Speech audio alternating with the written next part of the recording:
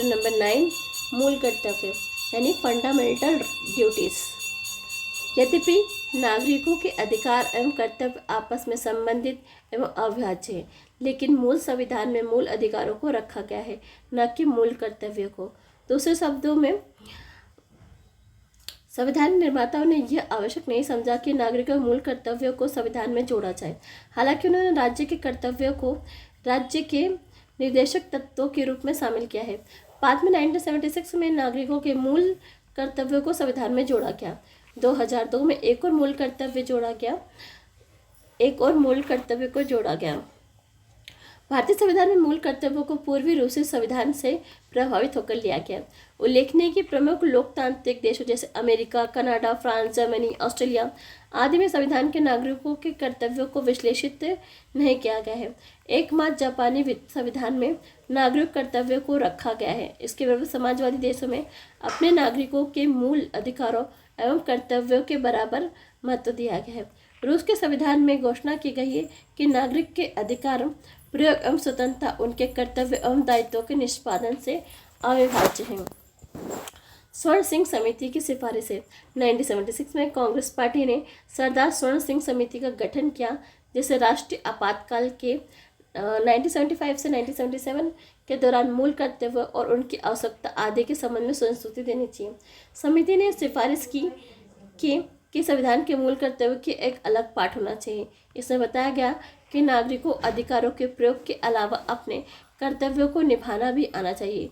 केंद्र सरकार ने कांग्रेस सरकार ने इन सिफारिशों को स्वीकार करते हुए 42 संविधान संशोधन अधिनियम 1976 को लागू किया, जिसके माध्यम से संविधान में एक नए भाग 4 को जोड़ा गया। नए भाग में केवल एक अनुच्छेद था, वह था अनुच्छेद 51 का, जिसमें पहली बार नागरिकों को 10 मूल कर्तव्यों का विशेष उल्लेख किया गया। सत्तारूढ़ कांग्रेस पार्टी ने घोषणा की कि संविधान को मूल कर्तव्यों को न जोड़ा जाना ऐतिहासिक भूल थी और दावा किया कि जो काम संविधान निर्माता नहीं कर पाए उसे अब किया गया है। यद्यपि स्वर्ण सिंह समिति ने संविधान में 8 मूल कर्तव्यों को जोड़े जाने का सुझाव दिया, लेकिन 42 संविधान संशोधन अधिनियम 1976 के द्वारा 10 मूल कर्तव्यों को जोड़ा गया। समिति द्वारा दी गई कुछ सिफारिशों को कांग्रेस पार्टी द्वारा स्वीकार नहीं किया गया। इन्हें संविधान में शामिल नहीं किया गया।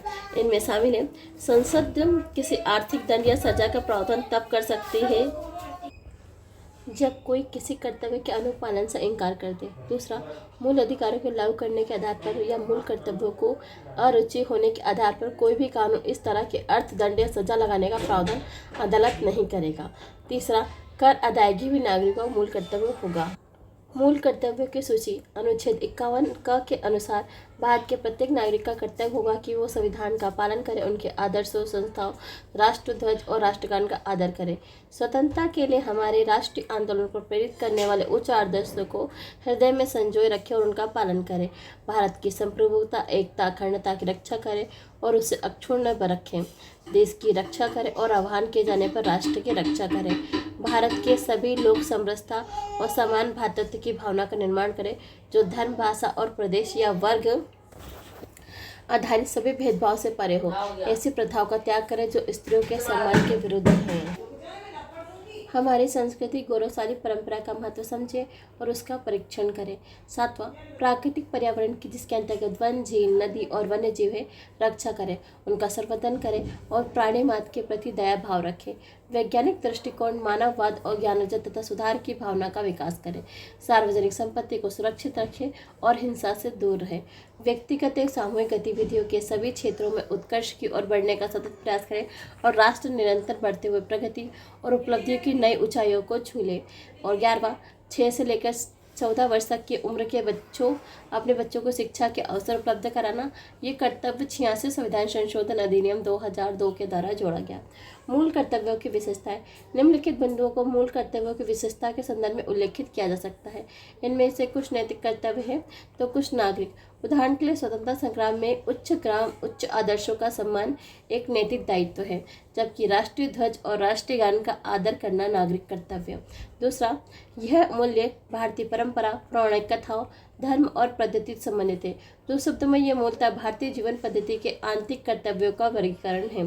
तीसरा, कुछ मूल अधिकार जो सभी लोगों के लिए हैं, चाहे वो नागरिक हो या विदेशी, लेकिन मूल कर्तव्य केवल नागरिकों के लिए है, न कि विदेशियों के लिए।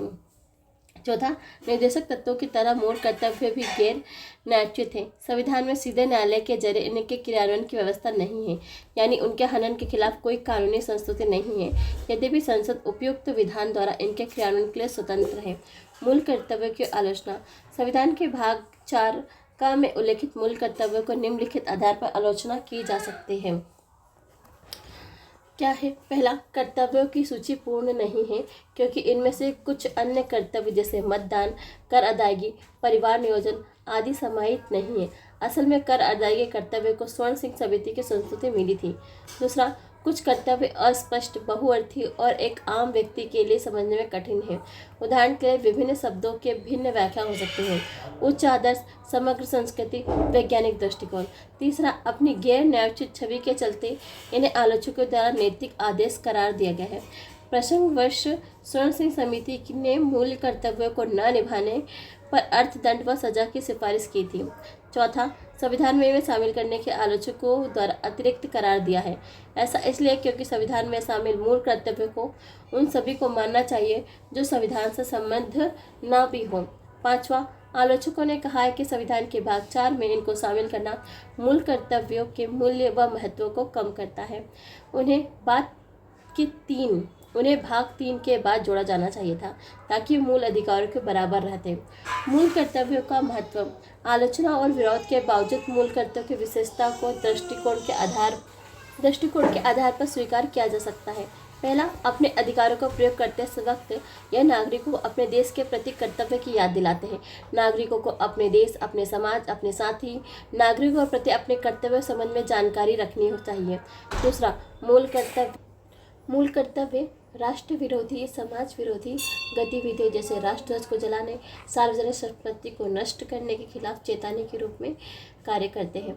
तीसरा, मूल कर्तव्य नागरिकों के लिए प्रेरणा स्रोत है। उनमें अनुशासन, प्रतिबद्धता को बढ़ाते हैं। वे इस सोच को उत्पन्न करते हैं कि नागरिक केवल मूक दर्शक नहीं, बल्कि राष्ट्रीय लक्ष्य को प्राप्ति में सक्रिय भागीदार है। चौथा, मूल कर्तव्य आंदोलन को किसी विधि की संवैधानिक वैधता एवं उसके परीक्षण के संबंध में सहायता करते हैं।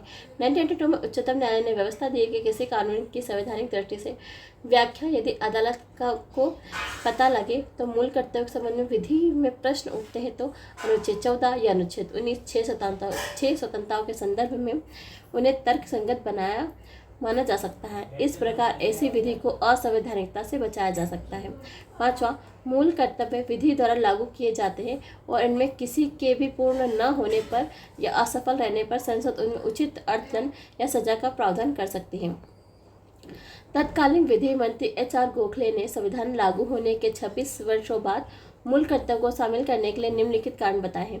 स्वतंत्र भारत के बाद विशेषता जून 1975 को आपातकाल की पूर्व संध्या पर लोगों के एक वर्ग ने स्थापित विधिक व्यवस्था का सम्मान करने की अपनी मूल प्रतिबद्धता के प्रति कोई उत्सुक नहीं दिखाई।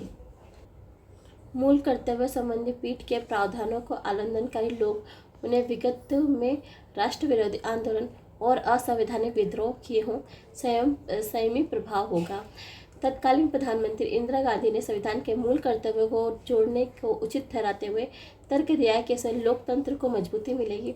उन्होंने कहा है, मूल कर्तव्यों का नैतिक मूल्य अधिकारों को कम करना नहीं होना चाहिए, लेकिन लोकतांत्रिक संतुलन बनाते हुए लोगों को अपने अधिकारों के सम्मान कर्तव्यों के प्रति सजग रहना चाहिए। संसद में विपक्ष ने संविधान में कांग्रेस सरकार द्वारा मूल कर्तव्यों को जोड़े जाने का कड़ा विरोध किया। यद्यपि मोरारजी देसाई के नेतृत्व में नई जनता सरकार ने आपातकाल के बाद इन मूल कर्तव्यों को समाप्त नहीं किया। उल्लेखनीय है कि नई सरकार 43वें संविधान संशोधन अधिनियम 1977 में व 44वें संशोधन अधिनियम 1978 के द्वारा 42वें संविधान संशोधन 1976 में अनेक परिवर्तन करना चाहते हैं। यह परिलक्षित था कि संविधान में मूल कर्तव्यों को जोड़ा जाना आवश्यक था। ज़्यादा स्पष्ट हो गया जब 2002 में 86वां संविधान संशोधन अधिनियम एक और मूल कर्तव्य जोड़ा गया। वर्मा समिति की टिप्पणियां। नागरिकों के मूल कर्तव्यों के संबंध में वर्मा समिति 1999 ने कुछ मूल कर्तव्यों की पहचान व उनके क्रियान्वयन के लिए कानूनी प्रावधानों को लागू करने की व्यवस्था की। यह राष्ट्र गौरव अपमान निवारण अधिनियम 1971 यह भारत की संविधान, राष्ट्रध्वज और राष्ट्रीय गान का अनादर का निवारण करता है। दूसरा, बहुत से आपराधिक कानूनों के साथ मध्य समझौता, मूलवंश, जन्म स्थान, धर्म आदि के आधार पर विवाद फैलाने वाले को दंड की व्यवस्था करते हैं। सिविल अधिकार संरक्षण अधिनियम 1955 जाति एवं धर्म संबंधी अपराधों पर दंड की व्यवस्था करता है। चौथा, भारतीय दंड संहिता IPC की घोषणा करती है कि राष्ट्रीय अखंडता के लिए पूर्वाग्रह से ग्रस्त अभ्यारोपण और अभिकथन दंडात्मक अपराध होगा। पांचवा, विधिक क्रियाकलाप निवारण अधिनियम 1976 किसी सांप्रदायिक संगठन को गैर कानूनी घोषित करने की व्यवस्था करता है। छठा, लोक प्रतिनिधित्व अधिनियम 1951 भ्रष्टाचार में संलिप्त धर्म के आधार पर मत मांगने, लोगों में धर्म, जाति, भाषा के आधार पर विभेद बढ़ाने वाले संसद सदस्यों एवं राज्य विधानमंडल सदस्यों को अयोग्य घोषित करने की व्यवस्था करता है। सातवां, वन्य जीव संरक्षण अधिनियम 1972 दुर्लभ और लुप्तप्राय प्रजातियों के व्यापार पर प्रतिबंध लगाता है। आठवां, वन संरक्षण अधिनियम 1980 वनों की अनियंत्रित कटाई एवं वन भूमि के गैर वन उद्देश्यों के लिए इस्तेमाल पर रोक लगाता है।